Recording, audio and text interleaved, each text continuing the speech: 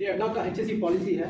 ये HSE policy में ADNOC health and safety के बारे में क्या चीज़ करना चाहता है, उसको एक कमिटमेंट जैसा देता है। तो हेल्थ एंड सेफ्टी पॉलिसी में एडनॉक क्या बोल रहा है कि जो भी बंदा एडनॉक की वेबसाइट में काम करता है, वर्कर्स को किसी को कोई चोट नहीं लगने का। हमारा जो काम है, एडनॉक का जो काम है, उसकी वजह से किसी को चोट नहीं लगने का, किसी को तकलीफ नहीं होने का। तो और इसमें क्या बोलता है कि यहाँ पे कोई भी खतरे है, उस खतरे को हम लोग कंट्रोल करके रखेंगे ताकि लोगों को क्या मिले, एक सेफ वर्क प्लेस मिले काम करने से, है ना। और एडनॉक बोलता है कि 100% HSE कल्चर एम्बेड करेगा। 100% HSE, 100% HSE, जहाँ पे भी देखो 100% HSE। इसका मतलब क्या होता है, ये देखो 100% से हो जाता है क्या 100% HSE? तो क्या बोल रहा है कि अब नॉर्मली आप HSE की जिम्मेदारी बोले तो किसको बोलेंगे आपके लिए नहीं, आपके वेबसाइट के HSE की जिम्मेदार कौन है? सेफ्टी है ना। तो ये एडनॉक क्या बोल रहा है कि 100% HSE का मतलब क्या है कि हर कोई बंदा उस वेबसाइट का सेफ्टी का जिम्मेदार है। ये नहीं कि खाली सेफ्टी हो गया या कोई प्रोजेक्ट मैनेजर हो गया। इसका मतलब क्या है, सबको एडनॉक पावर देता है। क्या पावर देता है? सेफ्टी क्या करेगा, अनसेफ काम करता है, अनसेफ काम चल रहा बोले तो क्या करेगा, रोक देगा, काम को रोक देगा ना। तो एडनॉक क्या बोल रहा है कि आप जो वेबसाइट पे काम कर रहे हैं, आपने देखा कि कोई बंदा अनसेफ काम कर रहा या वहाँ पे अनसेफ कंडीशन, सीधा आप जाके काम को रोक सकते हैं। इसको बोलते हैं 100% HSE कल्चर, यानी कि हर बंदा सेफ्टी के लिए जिम्मेदार है। आपको एडनॉक को और देता है। एडनॉक की वेबसाइट में आप कहीं पे भी देखेंगे कुछ भी अनसेफ वर्क है बोले तो सीधा जाके हम लोग जाके रोक सकते हैं, बता सकते हैं। मगर हम रोकेंगे नहीं। क्यों रोकेंगे नहीं? क्योंकि कल हम लोग काम करेंगे, वो बंदा आके हमको बताएगा यार ये नहीं करने का, है ना, है ना, तो इसीलिए हमको बोलते हैं हम भी तुम्हें रोकेगा नहीं, तुमसे हमें रोकने का नहीं, तुम हमको डिस्टर्ब नहीं करने का, हम भी तुम भी हमको डिस्टर्ब नहीं करने का। मगर ये बात नहीं है।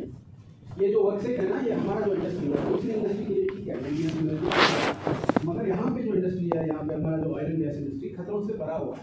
किसी बंदे की छोटी सी गलती क्या हो जाएगी, बहुत बड़ा एक्सीडेंट हो सकता है, गैस रिलीज हो सकता है, आग हो सकता है, उसकी वजह से बहुत लोगों की जाने जा सकती है, प्रॉपर्टी डैमेज हो सकता है। तो इसीलिए एडनॉक बोलता है कि 100% HSE कल्चर क्या होता है, जो भी बंदा वहाँ पे काम करता है वो जिम्मेदार।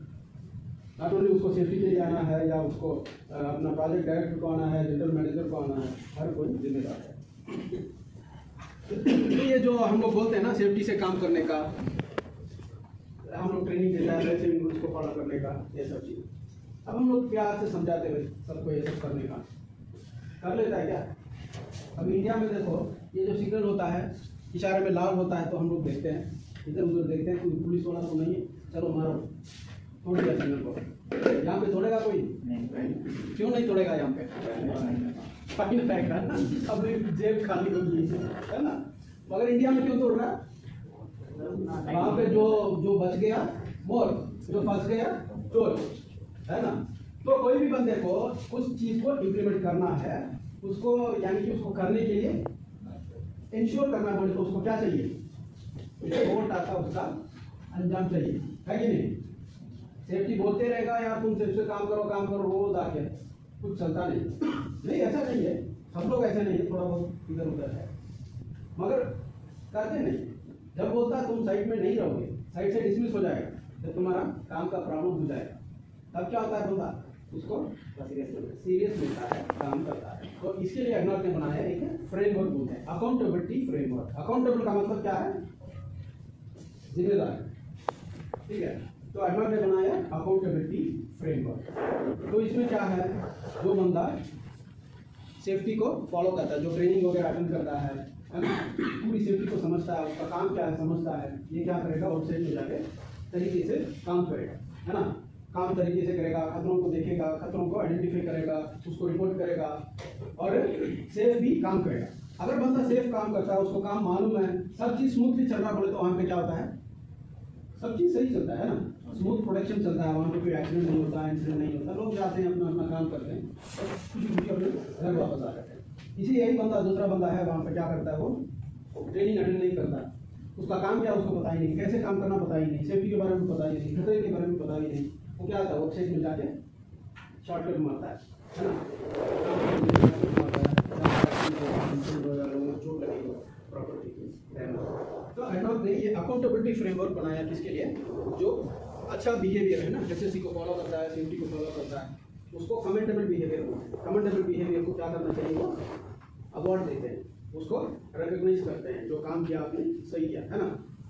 जो बंदा जब उसको कुछ गलती करता है उसको पनिशमेंट मिलता है, उसका अंजाम मिलता है, तो जो बंदा अच्छा करता है उसका भी थोड़ा एक्सपेक्टेशन होता है ना, हम लोगों को कुछ मिल जाए, है कि नहीं। तो जो अच्छा बिहेवियर है उसके लिए क्या करते हैं, कमेंटेबल बिहेवियर होते हैं, उसको रिवॉर्ड करते हैं, है ना, कुछ ना कुछ देते हैं। जो क्वेश्चनेबल बिहेवियर है, जो बिहेवियर सेफ्टी को फॉलो नहीं करता उसको क्या बोलते हैं, क्वेश्चनेबल बिहेवियर।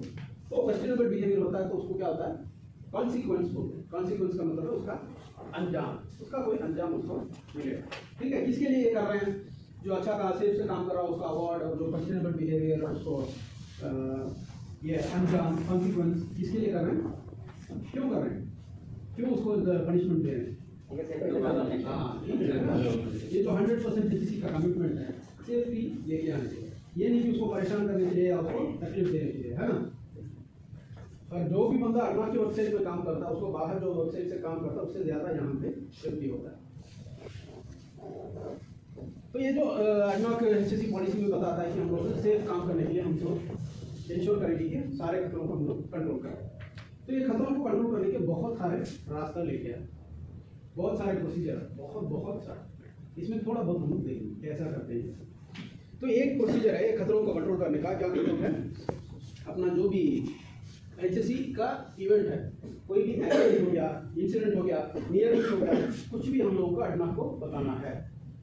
क्यों बताना है, उससे क्या फायदा है, कोई एक्सीडेंट को इंसिडेंट को हम लोग अडनॉक को बताने से क्या फायदा है, जी रिपोर्ट जाते रहेगा, रिपोर्ट जाते रहेगा। रिपोर्ट से क्या फायदा है, वो केस काम हो रहा है या फिर कहीं मतलब अपने से किसी मिसयूज हो रहा है तो पता चले कि ये चीज़ नियर मिस हुआ है या ये यहाँ अनसेफ काम हुआ है या कुछ, तो वो इस चीज़ के लिए हम लोग वो बताना, वो तो उसको मालूम पड़ेगा, दूसरा कोई फायदा नहीं है।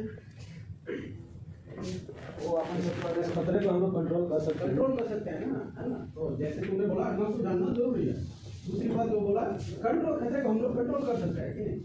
यहाँ पे पानी गिला, पानी पड़ा है, फ्लो गिला, बंदे सब लोग जा रहे हैं वहाँ पे, गिरते जाए, फिसल के गिरते जाए, तो रिपोर्ट आएगा, कोई बताएगा तभी तो मालूम पड़ेगा, तो सही करा सकते हैं, वो कुछ कर सकते हैं।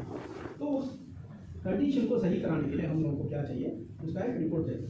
कोई भी नियर मिस है, कुछ भी, तो क्या होता है फ्यूचर में इससे भी ज़्यादा सीरियस इंसिडेंट को हम लोग रोक सकते हैं, है ना। छोटा सा गैस लीक हो रहा, उसमें कोई तकलीफ नहीं है, किसी ने उसको देखा बता दिया, मगर वो ऐसे छोटे छोटे तो क्या होगा, गैस लीक ज़्यादा हो सकता है, ज़्यादा होने की वजह से जहरीला हो सकता है या आग लग गया हो सकता है, और बहुत बड़ा खतरा हो सकता है। तो इसके लिए हम लोगों को ज़रूरी है कि उसको रिपोर्ट करना है, रिपोर्ट करके उसको क्लियर करना है। तो मैंने बोला ना ये स्टॉप, ये जो आपको काम रोक सकते हैं, इसको स्टॉप पॉलिसी बोलते हैं। एज पर 100% एचएससी पॉलिसी में आप अगर लगता है आपको कि काम अनसेफ है तो आप सीधे जाके काम रोक सकते हैं।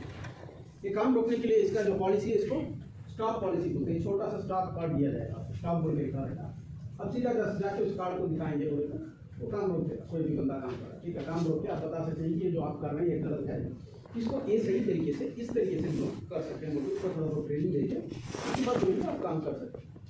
अगर ये भी नहीं होता, आपको मन नहीं आता, मैं क्यों जाके उसके काम या उसे बहस कर रहा हूँ, तो वहाँ पे एक ऑब्जर्वेशन शीट रहता है। ऑब्जर्वेशन शीट में आपको फिलअप करके ऑब्जर्वेशन बॉक्स में डालना है या अपने साइट का एचएससी ऑफिस वहाँ पे जाके उसको सौंप देना, वो देख लेगा, वो जो भी है वो कर लेगा। यहाँ पे खतरे क्या क्या हो सकते हैं, तो हमारा जो industry oil and gas industry, इसमें ज़्यादातर क्या क्या खतरा है, क्या खतरा है, फायर का खतरा है। एक्सीलेंट, ओके, बहुत ज़्यादा आपका फायर का खतरा है। और क्या खतरा है,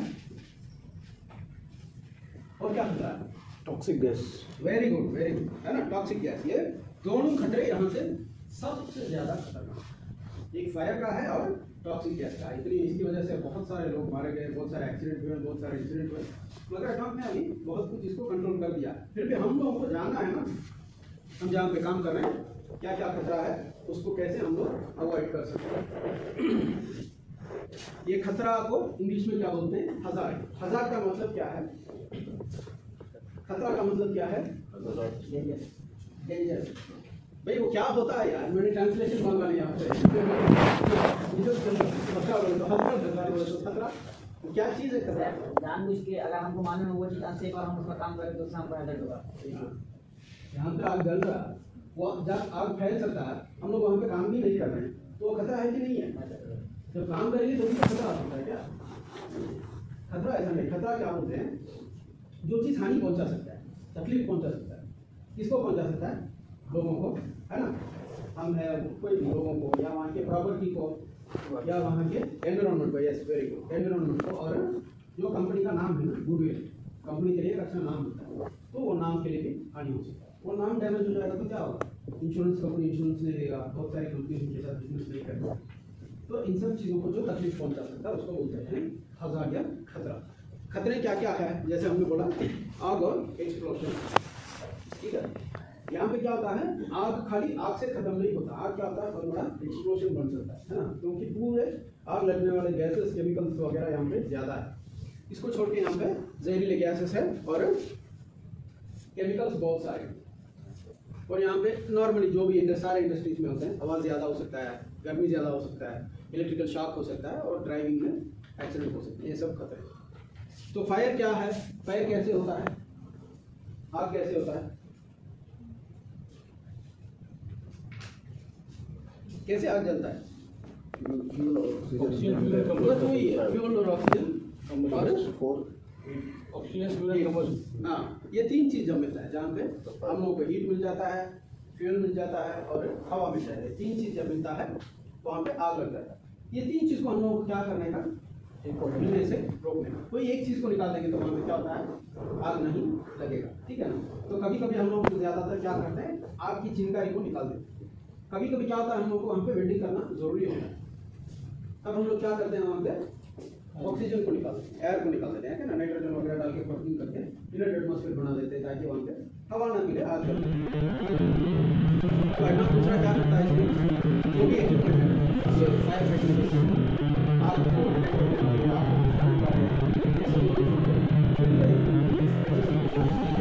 सारे इक्विपमेंट को क्या करता है, एक लिस्ट बना के रखता है सारे कंपनी। ये जो इक्विपमेंट परफेक्ट मेंटेनेंस में रहता है, जब भी देखना उसको प्रोडक्टिव मेंटेनेंस हो गया या प्रिवेंटिव मेंटेनेंस हो गया, जो भी बनाना टाइम पे मेंटेनेंस करके इंश्योर करते हैं कि कोई भी इमरजेंसी होता है, आपकी इमरजेंसी को हम लोग कंट्रोल कर सकते हैं, कोई प्रॉब्लम नहीं होगा। और यहाँ पे क्या होता है, ये जो फ्लेमेबल सब्सटेंस, जो चीज़ आग लगने वाली चीज़, उसको प्रॉपर प्रिकॉशंस के साथ स्टोर किया जाता है। पेट्रोल है, डीजल है, सब क्या आज आग लगने वाली, इसको क्या होता है, सेग्रीगेट करते हैं, जोन जीरो होते हैं, जोन में गाड़ी भी अलग नहीं है, कोई भी वेटिंग लोग अलग नहीं है, ऐसा जिसको स्टोर करने के लिए सारे प्रिकॉशंस हम लोग में सब लेते हैं, ताकि उनमें आग न लगे। और ये हो गया अपना टॉक्सिक गैस। टॉक्सिक गैस क्या होता है, यहाँ पे हमारे इंडस्ट्री में क्या है, क्या गैस है टॉक्सिक गैस? H2S है ना, हाँ H2S है। तो यहाँ पे H2S क्या होता है, ये जो गैसेस है ना, सबसे बड़ा खतरा क्योंकि बंदा देख सकता है ना, इसके लिए स्पेशल टाइम दिया है, टाइम देगा, उसको बैठ के देखिए, सबसे ज़्यादा खतरा है कि ये खतरा नहीं होगी, दिखना नहीं है ना, दिखता है तो बंदा कोई जहाँ है वो रास्ते में काम पर थोड़ा खतरा दिख जाता है, हम लोग थोड़ा उससे दूर हो जाएंगे, कुछ ना कुछ कर सकते हैं ना। चलो खतरा दिखता ही नहीं है तो क्या होता है, सबसे बड़ा खतरा ये होता है। दूसरा चीज़ क्या है, कभी कभी एहसास हो सकता है, कभी कभी उसका एहसास भी नहीं हो सकता। जब बंदा कोई सांस लेता है जब उसको हाँ, जब वो जब कम मात्रा में रहता है, बिल्कुल कम कंसनट्रेशन, जब उसकी कॉन्सेंट्रेशन बढ़ जाती है क्या होता है, हम लोगों को समझने में नहीं आता। तो इसको क्या है, हम लोगों को समझना है, तो सब लोगों को इंस्टीट्यूट का ट्रेनिंग जरूरी है ना, सब लोग क्या है समझना है, कैसे हमको उसको बचना है और कैसे उसको डिटेक्ट करना है ना। हर बंदे को पर्सनलिटी डिटेक्टर दिया जाता है, डिटेक्टर से वो डिटेक्ट कर सकता है, ताकि जो भी प्रिकॉशन से हो सकता है, लेकिन अवेयरनेस को इंस्ट्रक्शन करना कैसा, अपना पर्सनलिटी कैसे सेंटर करना, दूसरा क्या क्या करना है, सब चीज़ों को समझाया जाता है ना। ये जो केमिकल्स हैं, केमिकल्स बहुत सारे है ना, लिथियम है, यहाँ पे कार्बन, सल्फर है, ऐसे बहुत सारे केमिकल्स हैं। केमिकल से क्या क्या खतरा हो सकता है, क्या कार्सिनोजेनिक बोलते हैं, उसको क्या होता है, कैंसर भी हो सकता है। थोड़े केमिकल ऐसे होते हैं म्यूटाजेनिक बोलते हैं, ऐसे बहुत सारे चार लगने वाले केमिकल्स के बारे में हम लोग हैंडल कर रहे हैं, जरूरी है। कैसे हम लोग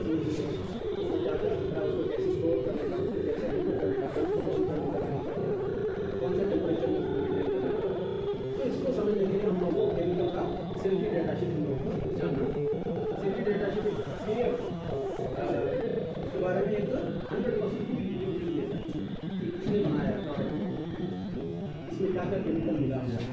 केमिकल से क्या क्या होता है हो गया थोड़ा बहुत शरीर से लग गया है या कॉन्टैक्ट में आया तो हम लोग क्या फर्स्ट करना है, कैसा ट्रीटमेंट करना है, पूरी चीज़ें उसमें रहता है। तो केमिकल का सेंसिटिव डेटा शीट हम लोगों को जानना जरूरी है। और ये जो केमिकल को स्टोरेज वगैरह है ना, जैसे मैंने बोला केमिकल स्टोरेज वगैरह वापस कराता हूँ। कोई कोई केमिकल ऐसा होता है दो केमिकल को एक ही जगह रखेंगे वो एक साथ रिएक्ट होकर उसकी वजह से बहुत बड़ा नुकसान होता है। ऐसे केमिकल्स को अलग अलग स्टोर करना है। केमिकल्स के बारे में स्टोरेज के बारे में हम लोग को मालूम है। आवाज़ ज़्यादा होता है कहीं पे, है ना, गाने में आवाज़ ज़्यादा होता है। आवाज़ ज़्यादा होने से क्या होता है, बंदे को सुनने की शक्ति खत्म हो जाती है। नॉइस इंड्यूस हियरिंग लॉस होते हैं। बाद में क्या होता है, आवाज़ ज़्यादा रहती है, ब्लड प्रेशर ज़्यादा है, उसके बाद उसको क्या होता है, नींद आने की मुश्किल होती है, ब्लड प्रेशर वगैरह ज़्यादा होता है। तो इसको कंट्रोल के लिए क्या करना है, हायर क्लास जो है देते हैं उसको छोड़िए, वहाँ पे जहाँ पे आवाज़ ज़्यादा है वहाँ पे ज़्यादा लोग अगर जाएगा तो थोड़ी देर रुकेगा, वहाँ पे काम बाहर उसके एरिया को आइसोलेट करके रखेंगे ताकि आवाज़ बाहर आए। ये हॉट इन्वायरमेंट जो गर्मी होता है, ये गर्मी कहाँ से होता है, कोई मशीनरी वगैरह से हो सकता है, बोनसेस है, बॉयलर्स है। ये दूसरा काम जो हो सकता है ये पर नेचुरल गर्मी है। और तीसरा गर्मी क्या है, जो मेटाबॉलिक हीट है, बंदा जो काम करता है ना उसकी वजह से जनरेट है ना। अभी सोच लीजिए वहाँ पे बॉयलर है, वहाँ पे ऑलरेडी बहुत गर्मी है, हम भी जो काम करते हैं उसमें क्या होता है, हीट जनरेट होता है। तो यहाँ पे भी हीट है, हमारा भी हीट है बोले तो उसमें क्या हो सकता है, हीट स्ट्रेस हो सकता है। हीट स्ट्रेस का मतलब क्या है, हीट स्ट्रेस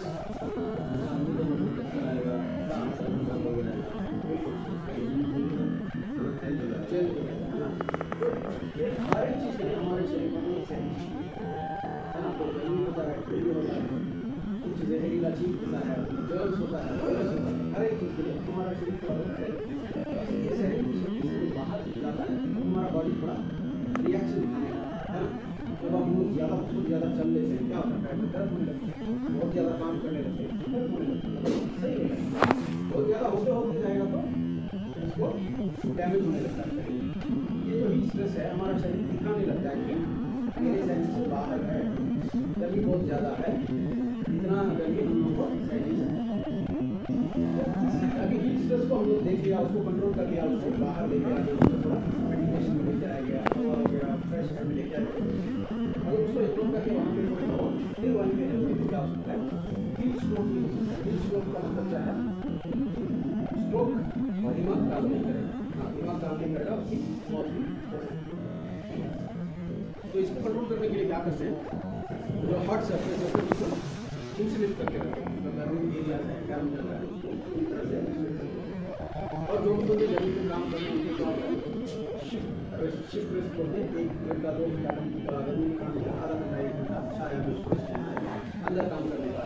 और अभी जो है अपना क्या हो रहा है, इंडियन रेलवे 12:30 बजे से 3 बजे तक इंडियन रेलवे और पानी की और अगर कोई जैसे उनको मॉनिटर करना ये सब चीज़ें नहीं इसको कंट्रोल करना। इलेक्ट्रिकल शॉक क्या होता है, इलेक्ट्रिसिटी से खतरा क्या हो सकता है, इलेक्ट्रिकल शॉक हो सकता है और आग लग सकता है ना, शॉर्ट सर्किट होता है, आग लग सकता है। तो इलेक्ट्रिकली ये इलेक्ट्रिकल शॉक क्यों होता है, कैसे होता है, केबल हम लोग यहाँ पे जा रहे हैं, केबल यहाँ पे कटा हुआ है, कहाँ पर जाएगा क्या, जब प्लस माइनस आपस में टच होता है तो वो शॉर्ट सर्किट होता है। बॉडी जो लाइव लाइन से टच होता है तो वहाँ पे होता है। एक्चुअली उसके लिए भी एक रीजन है, क्यों इलेक्ट्रिसिटी लॉस होता है, बिल्कुल सही है ना। जो इलेक्ट्रिसिटी क्या होता है वो फ्लो इलेक्ट्रॉन सर्किट में क्या होता है, पॉजिटिव इलेक्ट्रिक को पॉजिटिव नेगेटिव से पॉजिटिव तरफ जाता है, ऐसे फ्लो। ये कभी भी एक रास्ता ढूंढते रहता है जमीन में जाने का, कहीं पानी क्या करता है, डैम में डाल के बंद कर दिया, कुछ भी रास्ता होता है तो कहाँ जाता है, सीधा जमीन में जाता है। तो ऐसे इलेक्ट्रिसिटी जमीन में जाने के लिए रास्ता ढूंढते हैं, मगर उसको रास्ता चाहिए। इलेक्ट्रिसिटी में 2 चीज़ है, कंडक्टर है, इंसुलेटर। कंडक्टर का मतलब क्या है, उसमें इलेक्ट्रिसिटी पास हो सकता है, इंसुलेटर के लिए इलेक्ट्रिसिटी पास नहीं हो सकती। हमारा शरीर जो है कंडक्टर है, इलेक्ट्रिसिटी पास हो सकता है। तो हम लोग क्या करते हैं, कोई भी लाइफ लाइन के साथ शरीर का कोई भी हिस्सा कॉन्टैक्ट हो जाता है तो क्या होता है, इलेक्ट्रिसिटी जमीन में जाने के लिए एकदम शॉर्टेस्ट रास्ता देखता है, शॉर्टकट रास्ता। नॉर्मल लोगों को क्या आता है, जमीन के साथ कॉन्टैक्ट में आता है तो क्या होता है, इलेक्ट्रिसिटी उसके पास होने लगता है, जमीन में जाते रहते हैं। तो जितना ज़्यादा इलेक्ट्रिसिटी जाता है उतना क्या होता है, उसका इम्पैक्ट ज़्यादा होता है ना। वोल्टेज कम होता है तो उसका इम्पैक्ट नहीं होता। ये भी बोलते हैं, ये भी आप लोग का है ना, ये रिवोल्यूशन तो उसमें क्या होता है 24 वोल्ट या तो उससे कम और ये वोल्टेज और नहीं होता। हाँ, जब वो वोल्टेज बढ़ते जाता है और उसमें टाइम ज़्यादा होता है तो इसीलिए हम लोग क्या करते हैं, इलेक्ट्रिकल रूम में वगैरह रबर मैट डाल के रखते हैं, है ना। कुछ भी इलेक्ट्रिसिटी पास हो जाए तो क्या होता है, जमीन को जाएगा, जमीन को जाएगा नहीं तो इलेक्ट्रिसिटी पास नहीं होता है। जमीन से डायरेक्ट कॉन्टैक्ट हो जाता क्या होता है, कंटिन्यूस में इलेक्ट्रिसिटी पास नहीं होता और जितना ज़्यादा पास होता है उतना, है ना। तो इसके लिए इलेक्ट्रिसिटी से बचने के लिए क्या करते हैं, आइसोलेशन है ना। जो भी इलेक्ट्रिकल एनर्जी इक्विपमेंट में आता है उसको पहले आइसोलेट करके लॉक आउट करके पैक कर आइसोलेशन खत्म किया। उसके बाद क्या करते हैं, परमिट लेते हैं, ठीक है। परमिट के बाद अर्थिंग वगैरह चलता है ना, अर्थिंग करके तो जब कुछ भी छोटा मोटा लेके जाएगा तो क्या होगा, फाइनली क्या है, लास्ट क्या है अपना फर्स्ट में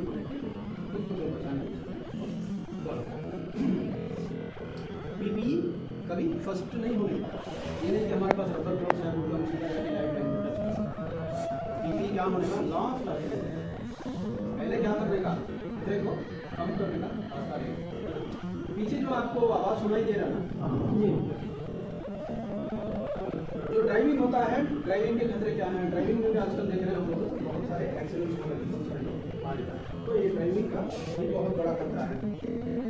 ड्राइविंग में क्या खतरा है, वो रास्ता जो है वो खतरनाक हो सकता है, जैसे इसमें ड्राइविंग कर सकते हैं, कोई जानवर रास्ते में आ सकता है, ड्राइवर अनफिट हो सकता है, ड्राइवर का हेल्थ कंडीशन खराब है या गाड़ी का कंडीशन खराब है, वेदर कंडीशन खराब है, ये सब चीज़ें आप लोग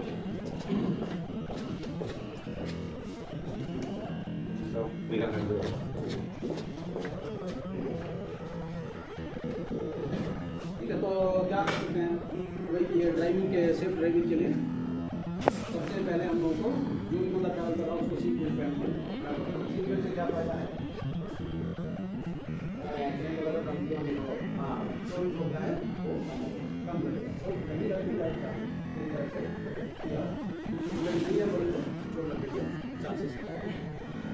और गाड़ी वगैरह है ना, गाड़ी को फ्री यूज टायर वगैरह से ब्रेक वगैरह से मिरर वगैरह से गाड़ी का जो ड्राइवर है वो क्या करता है, गाड़ी चलाते चलाते गाड़ी चलाते हैं उसका गाड़ी चलाते और वो क्या करता है,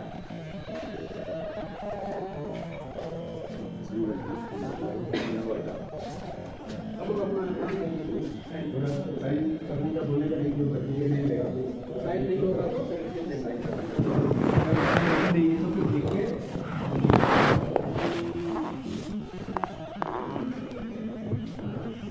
तो ये क्या करता है अपना ड्राइवर, सारी रात भीड़ के साथ दौड़ते रहता है, सोता ही नहीं है, तो दूसरा काम भी दिखाता आके गाड़ी को दिखाता है, क्या लोगों का गाड़ी है ना, तो ड्राइवर ऐसा होना चाहिए,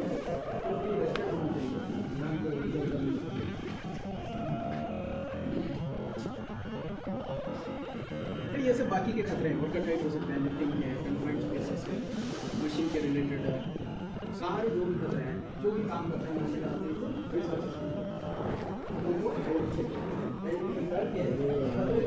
कैसे कंट्रोल करने का। कुछ आपको डाउट है तो आपको लगता है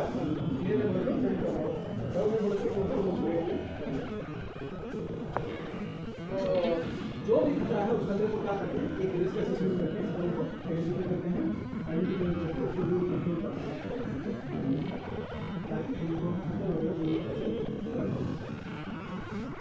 और एक तरीका है सेफ वर्क करने के लिए लाइफ सेविंग रूल। ये लाइफ सेविंग रूल क्या होता है, क्या बड़ा लाइफ सेविंग बड़ा लाइफ सेविंग है ना। तो एक हाँ इसी में डाल दिया लाइफ सेविंग, इसके लिए है ये जान बचाने के लिए काम में इसको लाइफ सेविंग। तो मैंने बोला ना ये नाम के बहुत सारे सिस्टम लेके आया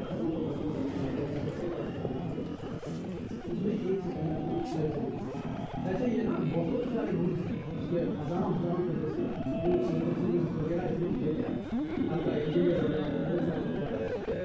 हर कोई बंदे को हम लोग नहीं जाते बता नहीं सकते तो सब आसानी से समझना चाहिए। इसलिए ताकि लोग आसानी से समझे और कंसिस्टेंटली हर बार उसको याद दिलाते रहे ट्रेनिंग वगैरह दिलाते है ना। तो ये क्या होता है, इसको बहुत सारी लैंग्वेज बहुत सारे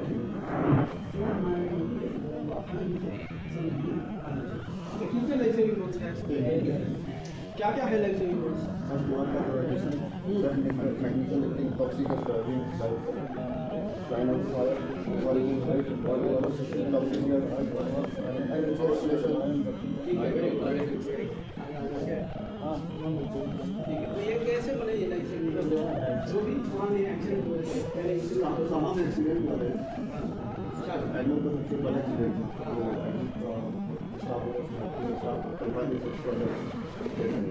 उसके बाद 100% उसके बाद से हो गया। हाँ तो ये जो लाइफ सेविंग रूल्स कैसे बनाते हैं, तो ये जो एक्सीडेंट्स वगैरह हुए थे इसकी वजह से क्या तो ये ट्रैफिक का जाता उसका लाइफ सेविंग बहुत सारे एक्सीडेंट्स काम करते हैं ड्राइविंग का लाइफ सेविंग और एनर्जी आइसोलेशन की वजह से बहुत सारे एक्सीडेंट्स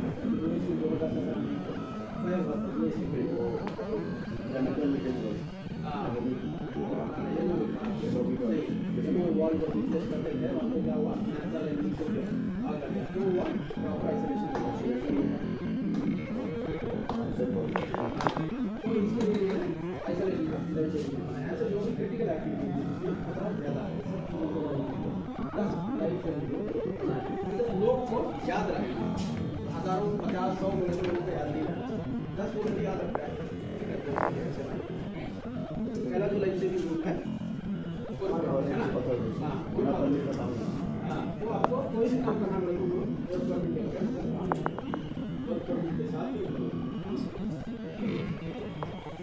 कोई भी लिफ्टिंग ऑपरेशन करना पड़ेगा उनको प्री प्लान करने का है ना।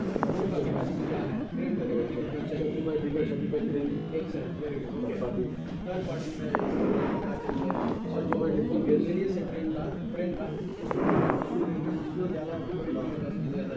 लिफ्टिंग प्लान हाँ लिफ्टिंग प्लान में ऐसा होता है ना। और एरिया को वेरिफिकेशन करना और जो भी बंदा वहाँ पे है इंश्योर करना ना जाए स्टूडेंट ये है कन्फाइंड स्पेस क्या होता है? हाँ कन्फाइंड स्पेस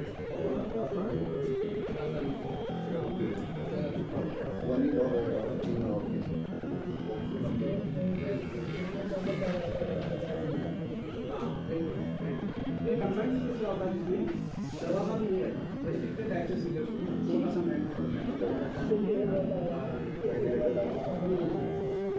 और उसमें क्या होता है वहाँ पे ऑक्सीजन की कमी हो सकती है और ज़्यादा भी हो सकता है गैसेस हो सकता है और जो उसका डेप्थ है ना 3 मीटर 1.2 मीटर से एक्सकवेशन हो गया गड्ढा हो गया 1.2 मीटर से ज़्यादा गहराई होता है चौड़ाई और गहराई का जो रेशियो 2 से कम होता है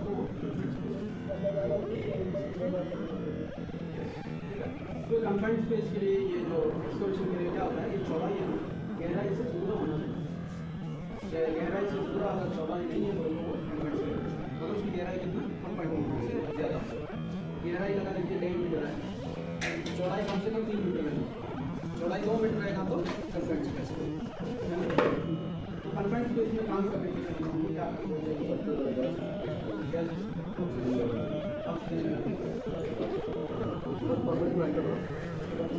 कमिटमेंट है उनकी।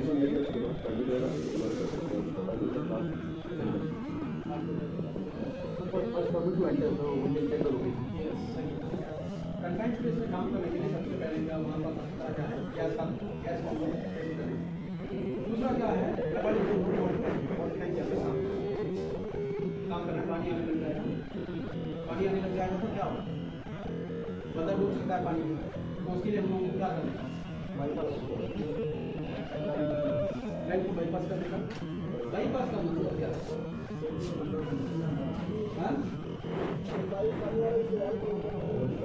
क्लोज करने का बाईपास होता है क्या? बाईपास अलग होता है। हाँ वो होता है बाईपास, है ना। हम लोग यहाँ पे क्या करेंगे, बाईपास करेंगे या बंद करेंगे? बंद का मतलब क्या है, बंद को क्या करें, आइसोलेशन है ना। तो कन्फाइंड स्पेस में कभी दो चीज़ें आती हैं, गैस और आइसोलेशन। और हम कभी भी कन्फाइंड स्पेस में काम करेंगे तो उसका ऑथराइजेशन लेगा, जैसे आपने परमिट वगैरह लेके उसके बाद हम लोग को इंश्योर करना कि वहाँ पे गैस टेस्टिंग किया है, आइसोलेशन किया है, और आपने बोला तो बिल्कुल सही।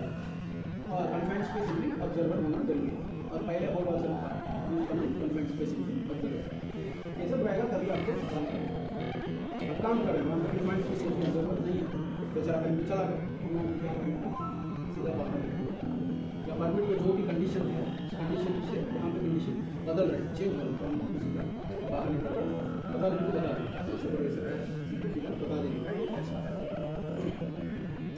टॉक्सिक गैस हाइड्रोजन सल्फेट क्या है, वहाँ के काम करने के लिए क्या है, वहाँ के जो भी कानून है उसको फॉलो करना जरूरी है।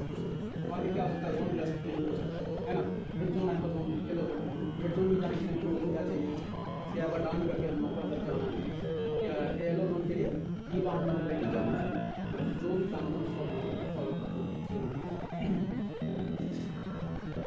एनर्जी आइसोलेशन, एनर्जी आइसोलेशन क्या होता है, जो भी एनर्जी उसको बंद करना, बहुत सारे स्विच ऑफ कर सकते हैं, ऑफ कर सकते हैं, है ना, वन को बंद करके उसको ट्रैकिंग कर सकते हैं, ट्रैकिंग कर सकते हैं।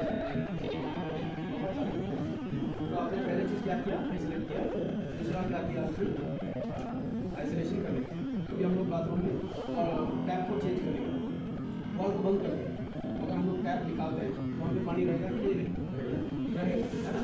कोई भी होता है, कोई भी एक्सपेरिमेंट होता है, उसमें थोड़ा बहुत रेसिड्यू एनर्जी स्टोर एनर्जी पानी हम लोग ड्रिंक कर दिया, कुछ पता नहीं। ऐसा अगर जहरीला गैस जाए तो जहरीला गैस हो सकता है, थोड़ा सा क्या हो सकता है, बंदे को मार सकता है। हम लोग आइसोलेशन करके मोबाइल खोल सकते हैं क्या, नहीं है ना, ठीक है। क्योंकि हम लोग आइसोलेशन भी करते हैं, हम लोग काम शुरू करने से पहले हम लोग का इंश्योर करना चाहिए तो स्टोर एनर्जी उसको बोलते हैं जीरो एनर्जी डेमोन्स्ट्रेशन। इसके लिए बहुत सारे आइसोलेशन किया, जीरो एनर्जी डेमोन्स्ट्रेशन देखा, उसके बाद ही और लॉक को टैकल करेगा। ड्राइविंग का ड्राइविंग का क्या करने का, कैसे करना, बाईपासिंग सिटी को बोलते हैं।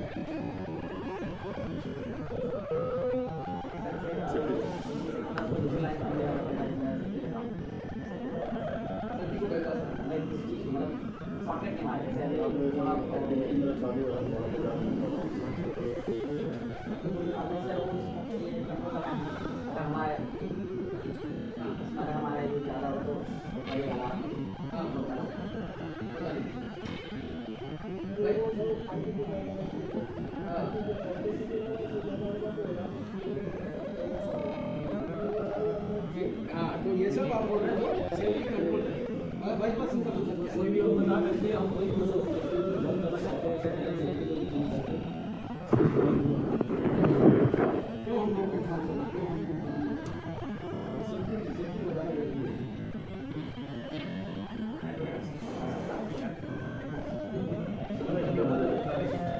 ऐसे सोच के शादी में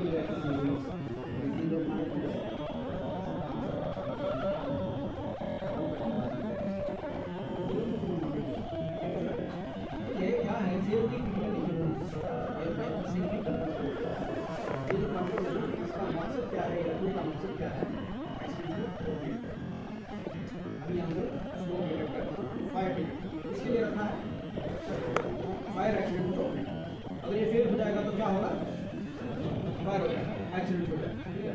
तो ऐसी जो इक्विपमेंट डिपार्टमेंट है जिसका मकसद है एक्सीडेंट को रोकना, खतरे को।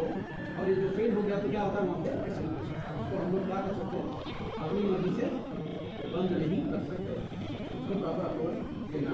अगर मुझे वहाँ पे गैस डिटेक्टर उसका फीचर डिटेक्टर आपने बंद कर दिया, क्या होगा, वहाँ पे बहुत काम कर रहे होंगे, गैस ये पता नहीं चलेगा, है ना। और उनके पास पर्सनल डिटेक्टर, ये गैस वहाँ से बाहर निकल जाएगा, है ना। आजू बाजू लोग हैं उनको तकलीफ होगा, जानवर हो सकते हैं, कोई यहाँ पे छोटी सी चिंगारी मिल जाए उसका आग हो सकता है, बहुत सारे। तो इन ऐसे जो एनसीसी क्रिटिकल इक्विपमेंट है, सेफ्टी इक्विपमेंट को बाईपास करने से, बंद करने से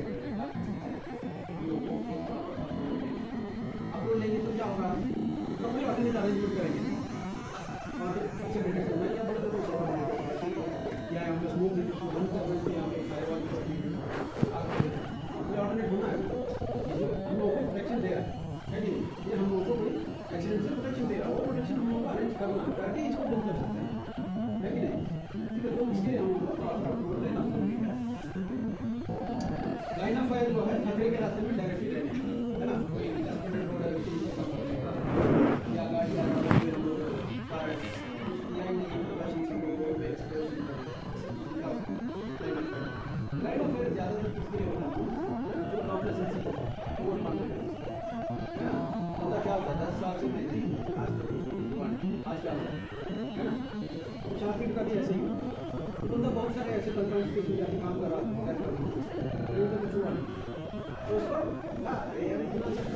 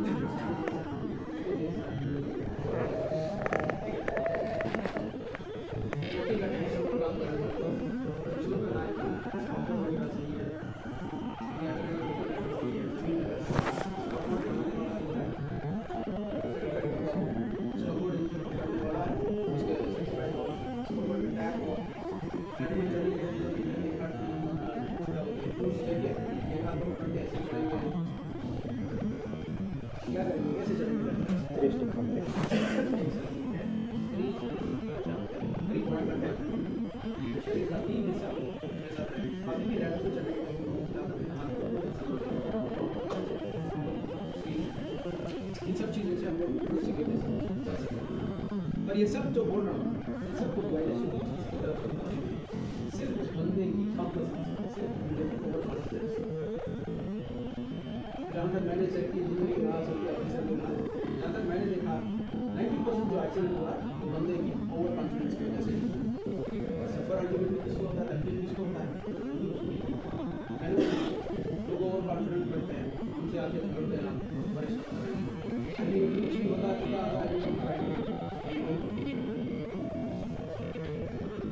जब हार्ड वर्क करते हैं, हार्ड वर्क का मतलब है जो भी चिंगारी का सोर्स आग हार्ड वर्क करने के टाइम तो आग तक दिखाई, तो इसके लिए हम लोग क्या करेंगे, कंट्रोल करें। कैसे कंट्रोल करेंगे,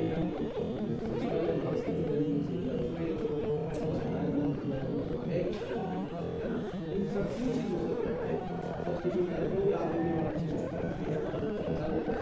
दूसरा क्या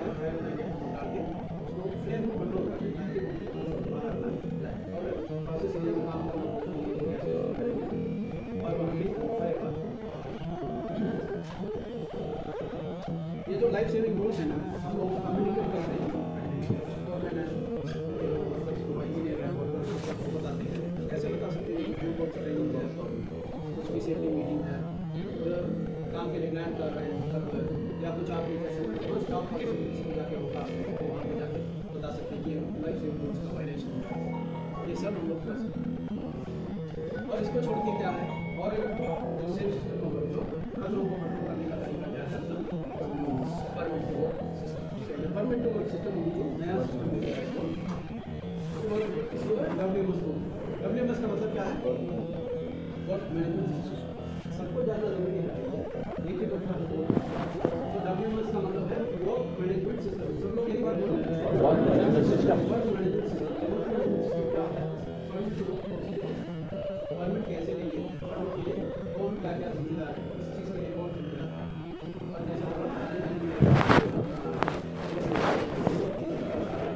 सब जो भी है सब मिला के मैनेजमेंट सिस्टम। परमिट से क्या फायदा है? परमिट से क्या फायदा है? क्यों तो बोलते हैं हर बार परमिट चाहिए, परमिशन चाहिए काम मेडिकल एरिया वहाँ पे हमको स्पाइडर एंट्री वहाँ पे अलाउड नहीं है, उसके लिए उसको परमिट चाहिए, सर्टिफिकेट चाहिए। क्रिटिकल एरिया नहीं है, हम लोग यहीं पे काम करते हैं, ये क्रिटिकल एरिया नहीं है जहाँ पे हम लोग कंस्ट्रक्शन का काम करते हैं, इसके लिए परमिट नहीं चाहिए क्या? क्यों, क्या फायदा है? अगर वो लोग से क्या लाइन जा रहा नहीं जा रहा वो लोग को मालूम नहीं है ना। हाँ, उसी का परमिशन ले तो उनको परमिशन दे रहा है। वेरी ठीक है ना। परमिट में बहुत सारी चीज़ें, परमिट एक चीज़ क्या होता है, ये एग्रीमेंट होता है, जो परमिट इशू होता है, परमिट होता है ना, क्या एग्रीमेंट होता है कि मैंने वेबसाइट से दिया इसको, तो जो परमिट इशू होता है वो भी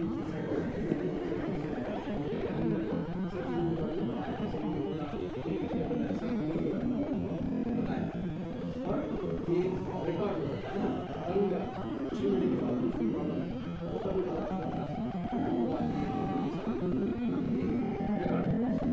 और सबसे मेन चीज़ क्या है, वो आता है ना वो कैसे वो परमिट इशू होने से पहले खतरों को आइडेंटिफाई करते हैं। जैसे मैंने क्या बोला खतरा क्या है, वो पानी पहुँचा है, तो क्या क्या चीज़ यहाँ पे पानी पहुँचा सकता है, जैसे आपने बोला यहाँ पे आप किसी ले जा रहे हैं, किसी के लिए आ रहे हैं, तो यहाँ पे जो एक्सपर्ट है उनको मालूम है अच्छे से है ना, वो वहाँ पे खतरों को यहाँ पे आइडेंटिफाई करते हैं करके उसको कैसे कंट्रोल करते हैं है ना। आगे लेके क्या होता है, आइडेंटिफाई कर दिया, कंट्रोल कर दिया, इसके बाद परमिट इशू करते हैं ताकि वहाँ पे कोई खतरा ना हो। ये परमिट 3 तरीके के परमिट होते हैं, क्या क्या परमिट होते हैं? और परमिट क्यों हम लोगों को 3 परमिट नहीं चलते? परमिट का सर अपना वो परमिशन नहीं है। सही है ना।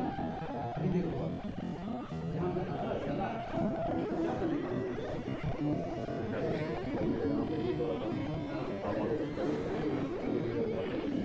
इनका जो होगा वो वहाँ पर ज़्यादा लगा दीजिए यहाँ पे ऐसे एटीएम में नरेंद्र मोदी यहाँ पे आ दीजिए तो इतना सुनसान रहेगा कि यहाँ पे बंदे इतने आसानी से आ सकते हैं, जा सकते हैं नहीं है ना। वहाँ पे क्या होगा, बहुत सारे सिक्योरिटी हुई है, बहुत सारे क्यों होते हैं, क्यों होता है कंट्रोल करने के लिए है ना। क्यों कंट्रोल करना है, वहाँ पर खतरा ज़्यादा है, खतरा ज़्यादा है तो हमको कंट्रोल ज़्यादा चाहिए। आज दिन हम लोग की जरूरत नहीं है, आज दिन हम लोग सारा चीज़ की जरूरत नहीं है, तो कानून काम चल रहा है, लागू आ रहा है, क्रिटिकल एक्टिविटी है क्या करना है, कंट्रोल करना है, इसके लिए क्या करना है, अलग परमिट बना दिया तो बस उस काम के लिए हम सारा दिमाग लगाएंगे, हर चीज़ दिमाग लगाने की जरूरत नहीं है, छोटा मोटा काम तो नॉर्मल तो मुझसे जनरल वर्क मुझसे चल जाएगा है ना, तो ये सब आसान हो जाता है। तो हर परमिट के लिए बंदा सब लोग आके वहाँ पर रुकने का, तो इसके लिए कंट्रोल के लिए 3 परमिट क्रिटिकल वर्क और क्रिटिकल वर्क क्या होता है, जैसे हम लोग प्रोसेस एरिया में बिल्डिंग करते हैं या वहाँ पे क्रिटिकल डिस्ट्रिक्ट है तो जो वहाँ पे स्टोरेज टैंक है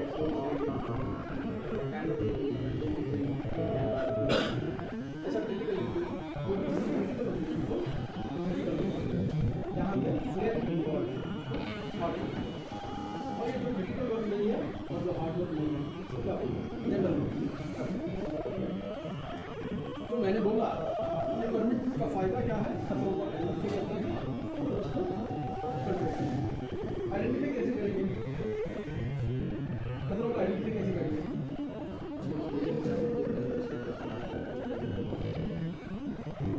इसके लिए बहुत सारी टेक्निक्स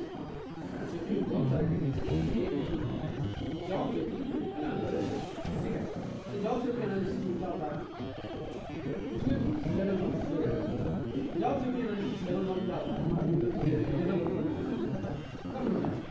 खतरा कम हो जाता है, तो क्या आता है वहाँ पे जॉब सेफ्टी एनालिसिस यानी कि इसमें बहुत ज़्यादा क्या आता है ऑलरेडी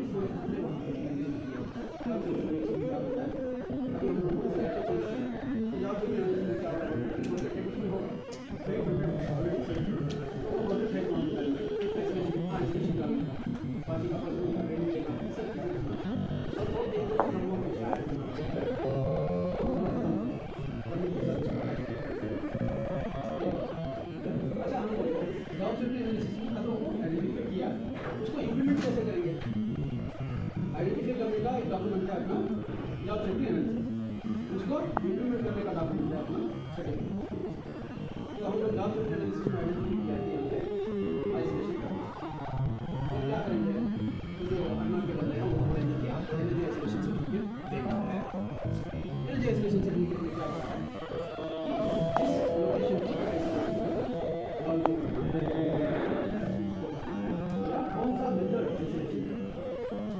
पर करना है लॉकआउट करना है या उसकी ब्लैंडिंग करने का या उसकी पैकिंग लॉकआउट करने का और सीक्वेंस इसको पहले करने का उसके बाद ऐसा पूरी चीज़ें उसको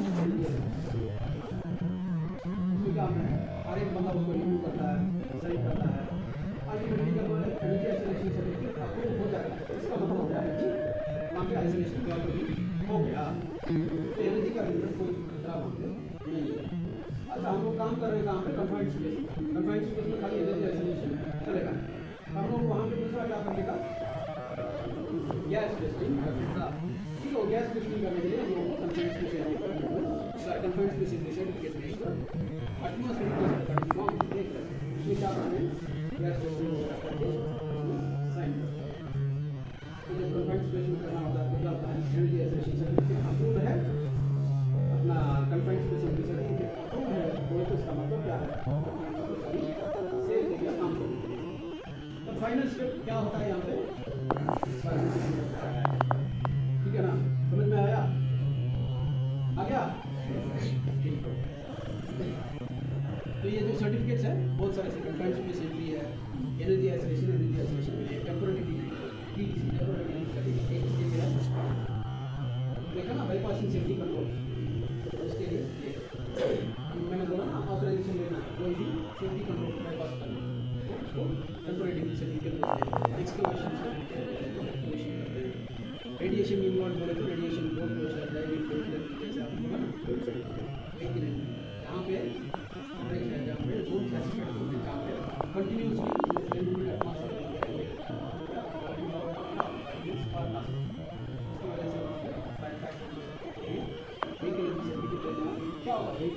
साथ ही बंदा गैस टेस्टिंग लेकिन काम पे जाएगा उसके साथ में गैस टेस्टिंग कर देगा देखेगा वहाँ पे पूरा कंट्रोल करेंगे वो खतरे को कम करेंगे है ना। इसमें एटमॉस्फेरिक प्रेशर का इसमें और ये जो हमने बोला खतरों का आइडेंटिफाई करने का तरीका क्या है जॉब सेफ्टी एनालिसिस। इसमें क्या है डेवलपमेंट और फॉरवर्ड डेवलपमेंट जैसे मैंने बोला पहले ही ऑलरेडी कंट्रोल कर रहे अभी यहाँ पे क्या है काम करेंगे बोले ज़्यादातर कंट्रोल यानी कि 1000 पर आइडेंटिफाई किया वर्गर होता है यहाँ पे हवा हो सकता है अगर हम लोगों को नया तरीके से आइडेंटिफाई करना तो वहाँ पे क्या होता है जैसे लेवल में क्या होता है कि जो भी हम लोग काम करते हैं उस काम को स्टेप एक स्टेप करके ब्रेक डाउन करते हैं पहले हम क्या करेंगे दूसरा क्या करेंगे तीसरा क्या जब तक ये काम खत्म नहीं तो हर एक स्टेप में जो भी खतरा उस खतरे को हम लोग आइडेंटिफाई करेंगे है ना। ये लाइट चेंज करना हम लोग क्या करेंगे पहले हम लोग स्विच ऑफ करने का ऑप्शन क्या है ये नहीं है तो हम लोग क्या होगा ये सभी एनर्जी आइसोलेशन क्या है एनर्जी आइसोलेशन कैसे बिल्ड करेंगे एनर्जी आइसोलेशन के राइट उसके बाद क्या करेंगे आइसोलेशन करेंगे उसके बाद क्या करेंगे लैडर डालेंगे लैडर पे चढ़ेंगे है ना। तो यहाँ पे क्या होगा वर्कर डेट इन्वॉल्व है कि वर्कर डेट हो गया लाइट को चेंज करेंगे वो सब काम नहीं ऐसा हर एक स्टेप में जो कैसे कोई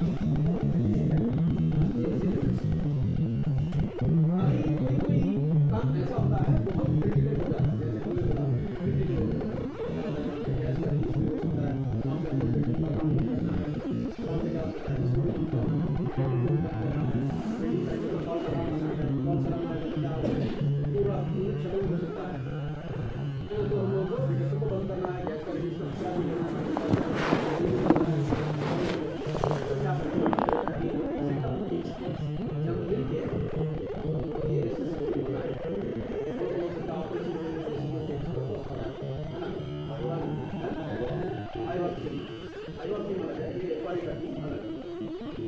ये वो बंदा काम कर रहा है, वो वहाँ का जो ऑपरेशन इन सब मिलके एक बंदा करने से, एक टीम करने से फर्क पड़ता है ना, तो क्रिटिकली ज़्यादा बोलना इसको बोलते हैं, टीम इसको आइडेंटिफाई करता है, और ये हम लोग ये जो परमिट हो गया, परमिट के बाद हम लोग अकाउंट से क्या किया जाता है, बस जो भी तरीका है वो लोगों से काम करना है ना। ऐसा पर्सनल एक्सपीरियंस किया जो भी जब भी गैस है तो ज़्यादा यहाँ पे गैस है तो वहाँ से अलार्म करता है, उसी से हम लोग पैसे ये सिचुएशन जरूरी है, और करना है, नोट लेना है, क्लास करना है और हेलमेट पहनना है। और इसको छोड़ के जो काम हम लोग करते हैं अगर ये हम लोग यहाँ पे गैस हमें क्या करना है, सेफ्टी हार्नेस पहन के काम करना है।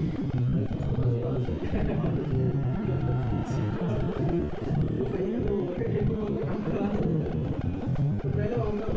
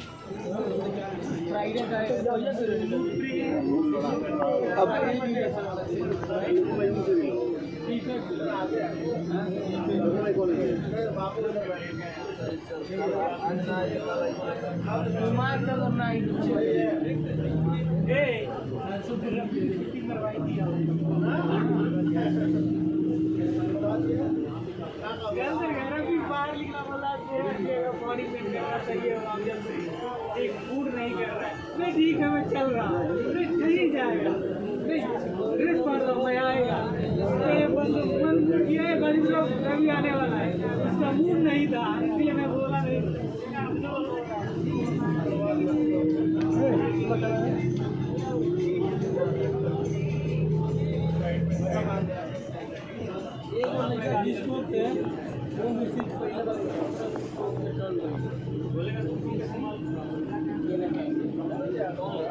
अरे सत्यम क्या टेंशन ले रहा, हो जाएगा, क्या टेंशन ले रहा था।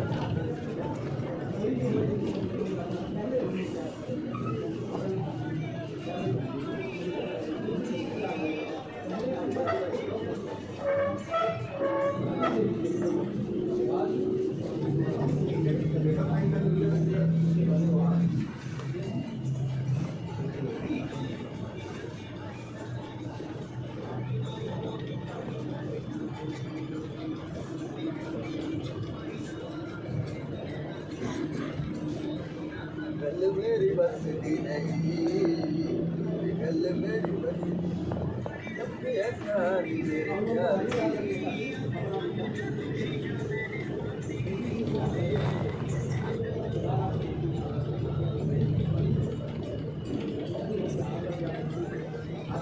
आपको मालूम है क्योंकि आपको पहले से आपको अगर यहाँ पे आप बिठाने की कोशिश करेंगे तो आपको सेम एक रूट है जहाँ से बाहर निकलने का रास्ता सही है। अगर रास्ता नहीं है तो पहले बाहर निकलने का, उसके बाद ही बाकी चीज़ों को देखें। और गैस रिलीज से बोले तो क्या करेंगे, सांस को थोड़ा रोक के ब्रीथिंग अपैरेटस पहन के हवा की दिशा को देखिए, क्रॉस में और ऑपरेट जाके असेंबली। ब्रीथिंग अपैरेटस नहीं किया बोले तो थोड़ा सांस को रोके क्रॉस में और ऑपरेट में जाएंगे, असेंबली पॉइंट में सीधा जाके रुकेंगे। ये जो अलार्म है ना, गैस के लिए कैसा होता है, ये फायर के लिए कैसा होता है? गैस के लिए ब्लू होता है और फायर के लिए रेड कलर में लाइट होता है ना। ओके, गैस रिलीज बोले तो कंटिन्यूस अलार्म होता है क्या? फायर के लिए होता है।